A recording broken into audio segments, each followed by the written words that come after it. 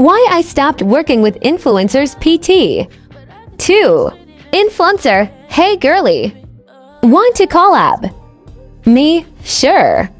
How do you go about collabs? Influencer, I charge $500 for one post.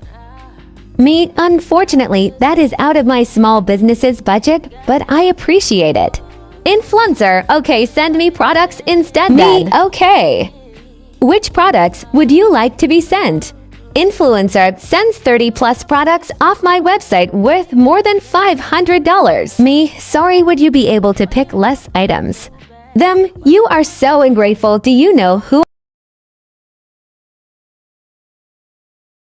Hey guys, I feel like sharing this story to you when I just started my business. When I started my business a year ago, I don't have this fancy setup because I started my business in my bedroom. My packaging was also made with craft paper and craft boxes. It's just so amazing to see my business growing from scratch to where it is right now. And I'm very happy that you all love my packaging and my products. It has always been my goal to make you feel happy and special whenever you receive your order. And I can't believe over this past year, my products has been traveling to countries I haven't even set foot in. I'm just so grateful for everything that has ever happened to me and my business. You don't know how much it means a lot to me. So thank you so much guys for supporting. I hope that this brightens your day. Hi everyone, welcome to Cora and Kai. Today I just want to talk a little bit about my small business. Cora and Kai is a crystal company. We are a very small business ran by yours truly, a one-person team. I started this business during quarantine when I was stuck inside for over 6 months because I was out of a job, couldn't leave my apartment, we were in lockdown. I was feeling all type of anxiety, stress, and just loneliness. And one day while I was doing research on what can help me with my anxiety and just coping with the world that we were living in, I came across crystals and I started buying one, and then one turned into two turned into four, and so on. Because I loved it so much, it became such an expensive hobby of just buying it. So I just thought, hey, I'll look for ways to source it more affordable. And that is how Cora and Kai came to be. I try to get you guys the best pricing, the best experience, and the best customer service. And I hope I've done it justice so far. Just seeing where you guys are from and where you guys are ordering, where my crystals are going, it's such a fun and fulfilling experience. Here I'm just showing you what goes into me packaging your orders. It does take a lot of time since I have to pick out every crystal individually, and since I have such a wide selection, which I'm so proud of because I want something for everyone.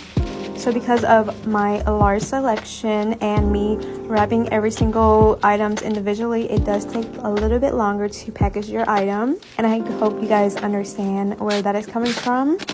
So that is the story, and I hope you guys enjoy this video with me, and thank you so much. You guys are not even gonna believe it when I say that when I was 15, I almost became a stepmom. Yes, we did skip a few chapters, so let's start from the beginning of the book. Back in the day, in middle school, there was this new bad boy in town. And for the purpose of the story, his name will be Dean. So Dean was a little bit older, but he would date some of the middle school girls. A little sus, I know, but even beyond this man had a bad reputation. And I did my best to stay away from guys like him. That was until the second quarter of my sophomore year in high school happened. And while my mom and I were walking around Walmart looking for a pair of jeans, we ran into Dean's mom. Well, our mom started talking and bonded really well. And that's when his mom suggested that we would be a really cute couple. She talked about how much he's changed, so I went ahead and added him on Snap. And the insane thing is that we actually started having really good conversation. Like deep existential ones.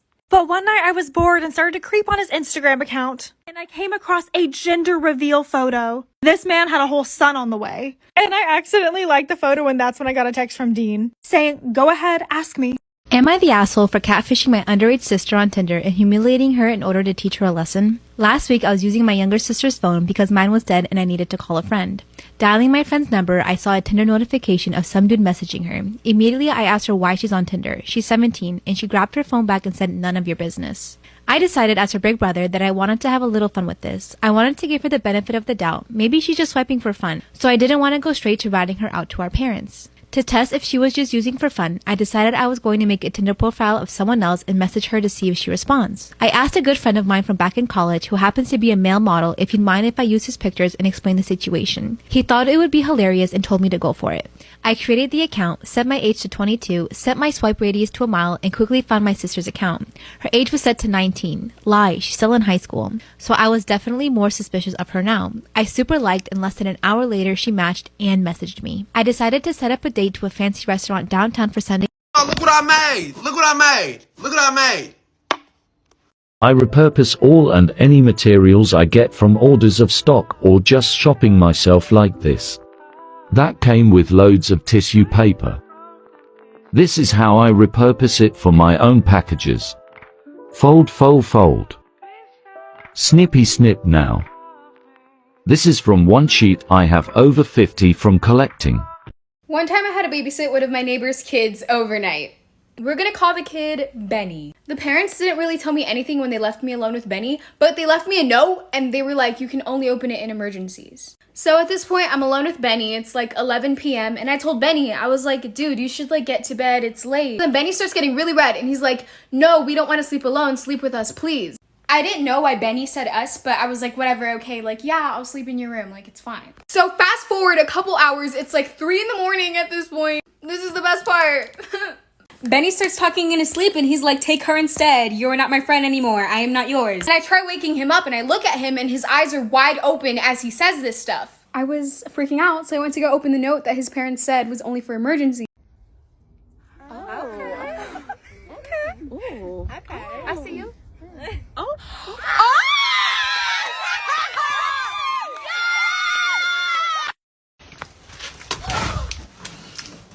Surprise, shawty! So a couple weeks ago, I had another small business owner ask me, why do I put so much time and effort into my packaging when Amazon can just throw their products into a box, call it a day, and nobody complains? And I told her, well, I'm not Amazon. I don't want to be Amazon. I am a one-person business owner that wants you to feel appreciated. If you were in a room with all the people you've ever met in your life, who would be the only one you look for? I was engaged to the love of my life, but my sister met up with me and begged me to break it off. She said I had to leave him because they were in love, and he was just too afraid to break up with me because he didn't want to hurt me or my family. When I confronted my fiancé about my stepsister's accusations, he straight up denied it. He said she's been trying to come on to him for some time and he never mentioned it because he didn't want to ruin our relationship. He begged me not to believe her, and so we continue how we were. My stepsister grew resentful and made nasty comments about how I was forcing a man who didn't even love me to marry me because I had low self-esteem. A month later, I get a text from my sister. It's a video of her and my fiancé sleeping together in my bed, and multiple screenshots of him telling her he loved her, how he wished she was the girl he was marrying, and how he hated that I wouldn't let them be together. I was devastated and angry, but decided to move in silence. I went home, grabbed all my stuff, removed all my money from my joint account, and moved.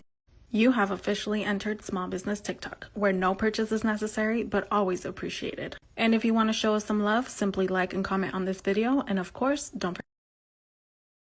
So there was this guy and this girl, and they met through Tinder, and then they met up and they went on this date. And they were out at dinner, and then she starts not feeling so well. And then she says, I really need to go home. And he says, yeah, I'll drive you home. And she says, okay. So then they get to her house, and then she starts feeling better. So then she says, do you want to come in for some coffee? And then he says, yeah, sure. So they go inside, they have their coffee, and then she doesn't feel well again. And she's like, oh, I'm sorry, I don't feel well again. I think you really need to leave. And he's like, okay. And he leaves. And then she goes to bed, and in the middle of the night, she wakes up, and she hears this noise down in her kitchen. And so she locks her door, and she calls the cop. And the 911 operator is just on the other line saying, can you just stay on the line until the cops get there? And then the cops get there and they're like, the door is locked, like we don't think anyone's inside. And she's like,